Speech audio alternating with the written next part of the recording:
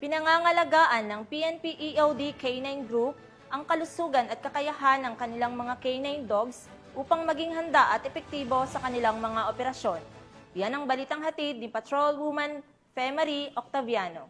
Kasalukuyan po tayong nandito ngayon sa PNP EOD K9 Group kung saan ibabahagi nila kung paano nila pinapanatili ang kalusugan at training ng isang K9 dog. Mahigpit na pagsasanay at masusing pangangalaga sa kalusugan. Yan ang pangunahing prioridad ng PNP Explosive Ordnance Disposal and K9 Group para sa kanilang mga K9 dogs na katuwang sa mga operasyon para sa seguridad ng bayan.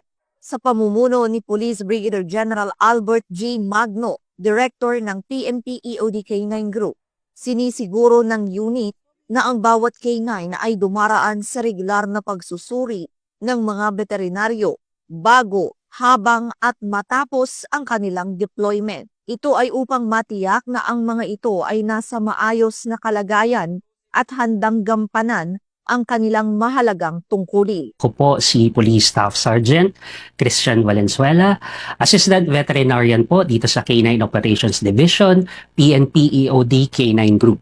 Prior ng training at deployment, meron po kaming ginagawa na pre-evaluation. So nagkakandak po kami ng mga laboratory tests kung saan po tinitiyak namin na nasa normal parameters po ang kanilang mga dugo, ang kanilang katawan, kung maayos, bago po sila isabak sa training at sa deployment. Ayon sa mga eksperto, ang tanging nutrisyon ay mahalaga upang mapanatili ang lakas, konsentrasyon at tibay ng mga asong ginagamit sa operasyon. Dagdag pa ni Police Staff Sergeant Valenzuela, ang regular check-up ng mga aso ay hindi lamang para sa physical health, kundi pati sa mental well-being ng mga ito. Ang ating mga police service dogs ay kumakain ng 2 beses sa isang araw. Ang aming dog food na pinapakain sa kanila ay merong crude protein na at least 27%. So nakakatiyak po tayo na dekalidad ang kanilang kinakain kasi ito po ay approved by AFCO.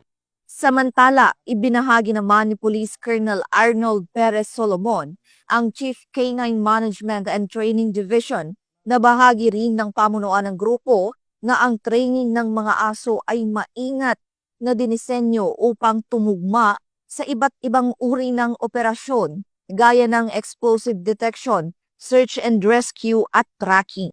In behalf of our Director, Police Brigadier General Albert Gamboa Magno, the Director of EOD K9 Group, Police Colonel Arnold Perez Solomon, the Chief K9 Management and Training Division. So from Papi, sa first 2 months na is ihiwalay na doon sa mother niya para i-banding na doon sa magiging handler.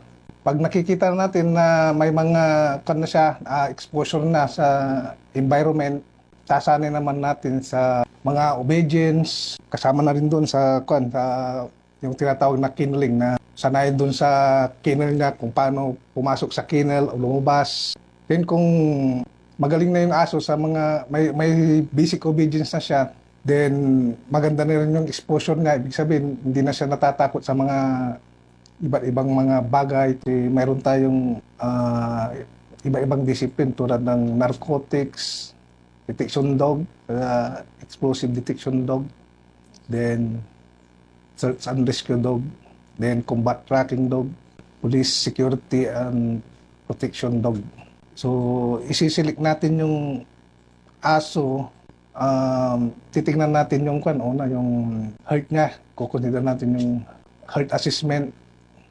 Then, mayroon naman tayong mga prescribed na breed, mga ititrain sa working dog, magiging K9 natin. Tulad ng Belgian Malinois, Labrador Retriever, Golden Retriever, Bloodhound. Then yung small breed is Beagle and Jack Russell Terrier po yung sinisilik natin na breed. Kino-consider natin yung skills doon sa selection ng natin, ititrain natin ng aso. Unang-una yung Prey drive saka hunt drive. Yung play drive, yung paglalaroan nyo yung bola hanggang aabot ng ilang minuto. 1 minute to 3 minutes. Then yung prey drive, itatago mo yung bola tulad sa damuhan. Hanapin niya. Yung hunt drive, talagang parang i-hunting niya yung target na toy niya.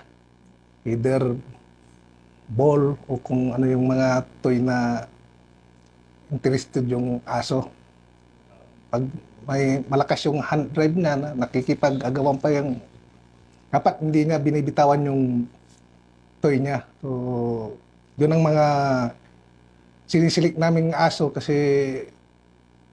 madaling i-train nyo na yung ganun, mga aso. Compare doon sa mga walang ganong drive, mas mahirapan tayong mag-training pag walang drive qualification yung aso.